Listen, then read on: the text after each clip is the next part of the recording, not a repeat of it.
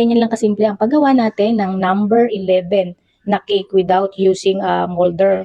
So ito guys, gagawa tayo ng mini number cake. Dahil wala tayong ng mga molder na mga mini, gumamit na lang tayo dito ng 8 inches na cake.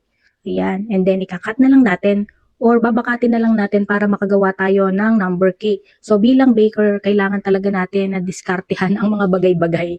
Ayan, ginawa ko, nagtanda muna ako, hindi ko muna siya kinat ng rekta. Una kasi baka mamali. And then ako pa naman guys, may paling syndrome. Kaya talagang bakat-bakat lang muna tayo para sure na walang pagkakamali. Dahil syempre, una masasayang yung ating cake. So kasi minsan, gusto ng client natin maliliit lang na number. Lalo na pagka 2 numbers na kasi syempre yung ating 10 inches na cake ay nagkakahalaga siya starting ng 850. So pag 2 numbers, medyo mabigat-bigat din yun. Pagka kasi guys, 2 numbers lang, nagre-range lang siya guys ng 450 or 500 per mini number. Hindi naman siya masyadong maliit. Sakto lang, ayan. So, dito nakagawa na tayo ng 1. Pero syempre, lalagyan pa din natin yan ng buntot.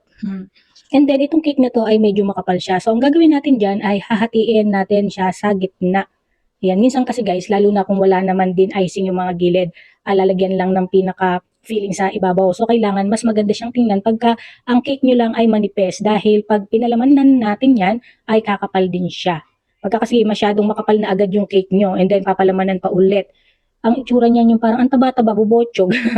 Ganun, hindi ko siya nagagandahan. So, kailangan lang manipis lang yung ating cake. And then, sa paggamit naman natin ng mga pangbakat ng mga number cake, may nabibili guys sa online na para siyang acetate na. And then, 0 to 9 din yung numbers. Bumili din ako nun. Kaya lang, feeling ko kasi nasasayangan ako sa mga pinagtabasan na cake. Although, nagagamit naman natin yon. Halimbawa, lalo na sa mga truffles or sa mga mud cake, pwede natin magamit. Ayan guys, ang dami nating pinagtabasan. So, ayun yung iniiwasan ko talaga. And then dito guys, gumamit tayo ng 12 by 16 na board. So, pwede din kayong gumamit ng 10 by 14.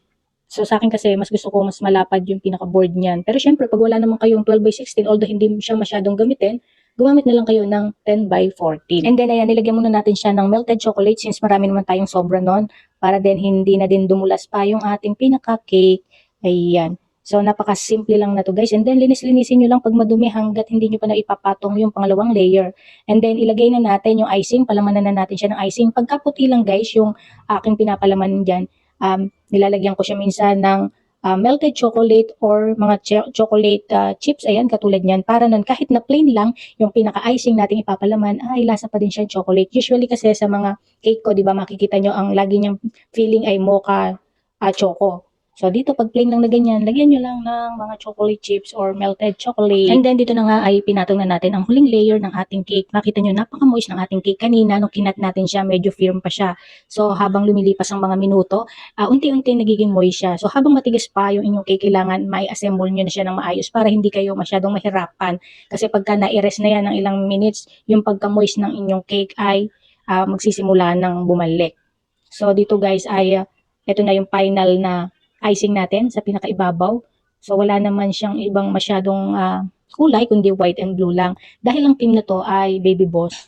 Nakakatuwa lang yung mga mami talaga na sineselebrate ang milestone ng kanilang mga anak. Dahil ako nung natatandaan ko, 3 yung aking anak. Nagmamansa rin naman sila.